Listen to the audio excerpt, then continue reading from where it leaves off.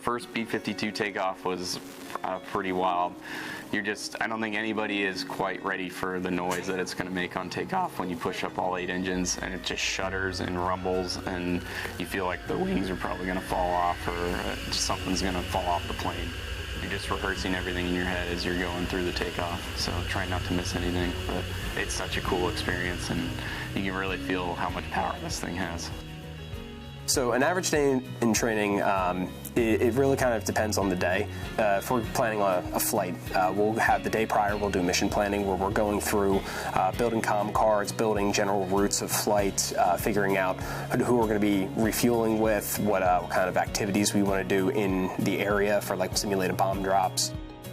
Before we even get to the aircraft, we'll do an initial inspection of our equipment and just make sure that our helmets are working, making sure that the comm cords are the ones that we need depending on the aircraft, making sure that our oxygen hoses aren't having any issues and that we're actually getting good flow to our masks. So that way, by the time we get to the jet and we hook everything up and we give it a test in the actual aircraft, we know that, hey, everything's good to go and we're ready to fly. Then going to Caddo. Does look unfavorable for pod work. Again, very similar conditions to what we have here. So you're going to have broken cloud deck down low, bases at 1,500, tops at 4,000.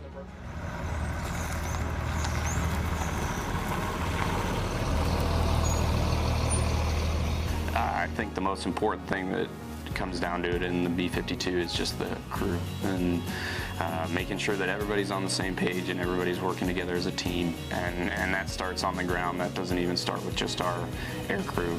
All the maintainers and everybody that goes into it to get us in the air have to be effective and have to help us out. So it's a holistic team perspective. There's nothing quite like getting through a successful drop when everything just goes completely as it needs to and everybody's just completely jiving together.